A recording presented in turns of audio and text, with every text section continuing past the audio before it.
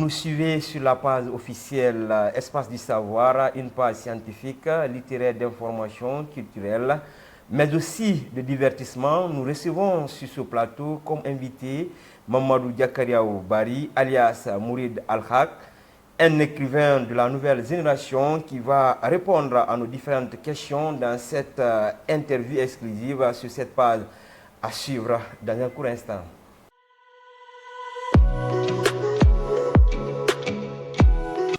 Bonjour Monsieur Bari. Bonjour. Voilà, comme vous l'avez si bien suivi avec mon introduction, Mourid Al-Haq, de son vrai nom Mamadou Diakariaou Bari, est né en 1998 à Dalaba. Il effectue ses études pré-universitaires à Conakry avant de poursuivre un cursus en lettres modernes à l'université de Kindia.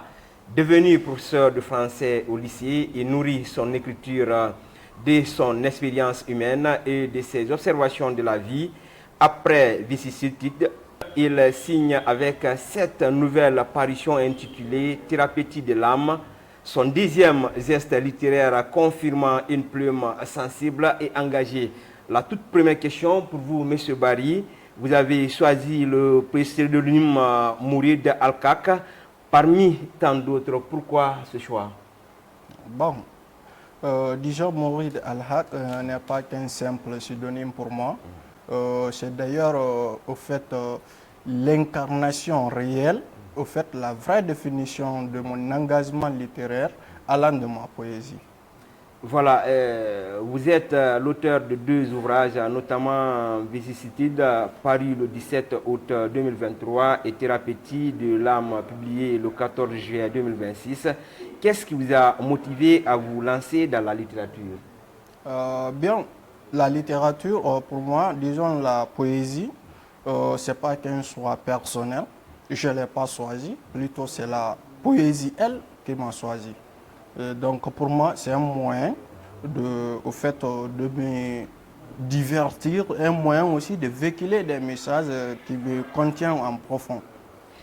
Quelle est la mission qui vous a signée à votre plume et quel regard portez-vous sur la situation de la littérature en Guinée? Ouais. La mission d'abord de ma plume, c'est révolutionner au fait la poésie, faire d'elle le sport fondamental pour la jeunesse qui aspire aujourd'hui au fait de se faire entendre, faire d'elle au fait le sport fondamental. Et qu'en est-il à ce qui concerne maintenant la littérature guinéenne? Je ne pourrais dire que la littérature guinéenne se porte veillement, elle se porte saine et sauve. Voilà, en 2023, vous avez publié votre tout premier ouvrage intitulé Vicissitude. Que vous a apporté cette première expérience littéraire? Ouais. Vicissitude, comme tout projet, je dirais que Vicissitude m'en a beaucoup rapporté parce que la réussite, c'est d'abord un état d'esprit. Ça consiste et ça dépend au fait de la satisfaction des attentes de la personne ou au fait du cobaye contenant au fait, cet état d'esprit. Au fait, ça dépend au fait de la personne. Pour moi, personnellement, Vicissitude m'en a rapporté en relation, en connaissance, en expérience, mais aussi, pourquoi pas, en moins. Ça m'en a beaucoup rapporté et ça m'en rapportera encore dans le futur parce que c'est un projet en long terme, la littérature qui ne meurt pas. Voilà, votre dernier recueil, Thérapie de l'âme, est paru le 14 juillet dernier. Pouvez-vous nous en parler? Oui, Thérapie de l'âme, d'abord, c'est le résultat de l'équation d'une longue observation provenant d'une profonde réflexion. En fait, c'est le résultat, c'est un compte rendu après une observation suite aux réalités qui se passent au fait autour de nous, qu'on le sache ou qu'on l'ignore, mais en tant qu'artiste, notre mission c'est d'observer ces faits-là et les rapporter à la société dans laquelle nous appartenons. Donc c'est dans cette mission que je me suis lancé pour Thérapie de l'âme. Voilà, quel rapport existe-t-il entre ces deux ouvrages? Disons, et quelle est votre œuvre préférée parmi ces deux? Bon, disons, à ce qui concerne le rapport, il existe pas mal de rapports entre mes deux ouvrages parce que la littérature pour moi, surtout la poésie, c'est une dynastie que je suis en train de fonder. Donc vous allez constater à partir du premier texte de Thérapie de l'âme, au fait, sa mission relève du dernier texte de Vicissitude qui est Le lit de mon cœur. Bien, Vicissitude a particulièrement retenu l'attention du monde littéraire par sa pertinence.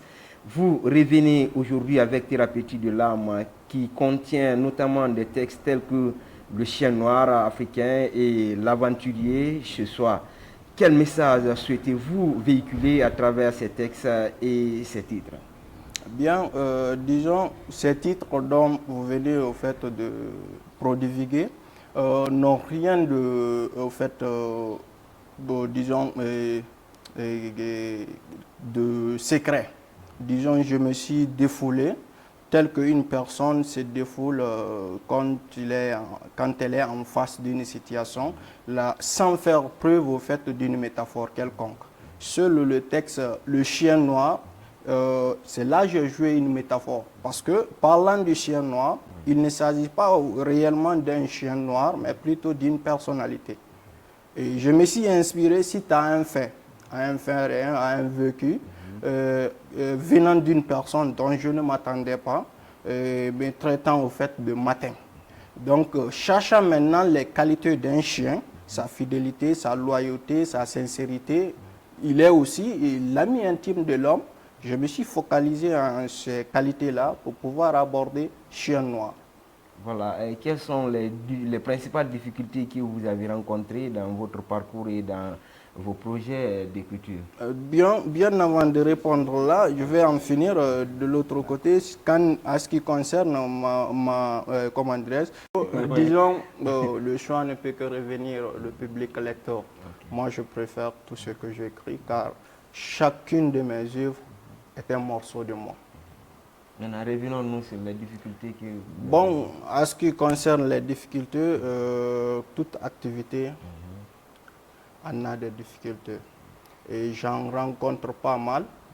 Et c'est la raison pour laquelle, d'ailleurs, je me réserve de prodiguer verbalement, puisque j'ai choisi la plume. Donc, j'en rencontre, mais je me retiens à ne pas les créer, je les écris. Au lieu d'écrire, je l'écris. Voilà, de nos jours, plusieurs jeunes comme vous aspirent à se lancer dans la littérature. Quels conseils leur donnerez-vous et quels sont vos projets pour l'avenir? Bien, mon conseil serait bref pour tout jeune qui veut se lancer dans la littérature. Mon message, c'est celui-là. Disons, mon frère, ma soeur, c'est de ne pas attendre que tu sois satisfait d'être prêt pour te lancer, que tu vas te lancer. Lance-toi et apprends, expérimente-toi en allant. Des fois, souvent le chemin, il faut le parcourir pour connaître ses tics et tacs, au fait, ses grimats et autres. Donc, du coup, c'est ne pas s'attendre à être prêt pour se lancer. Mais surtout, cela ne veut pas dire de ne pas se préparer. Car le monde extérieur est sans pitié. Nous vivons dans un monde où l'homme est devenu au fait un loup pour l'homme.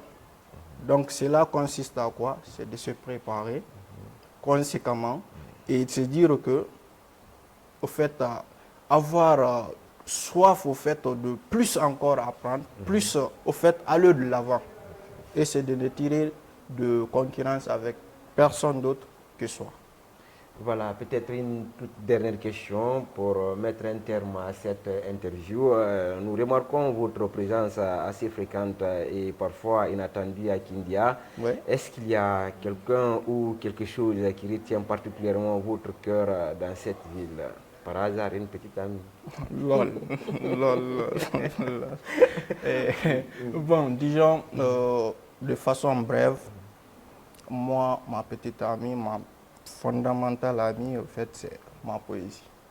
Quand je suis avec elle, je la drague, je la caresse, elle fait pareil avec moi.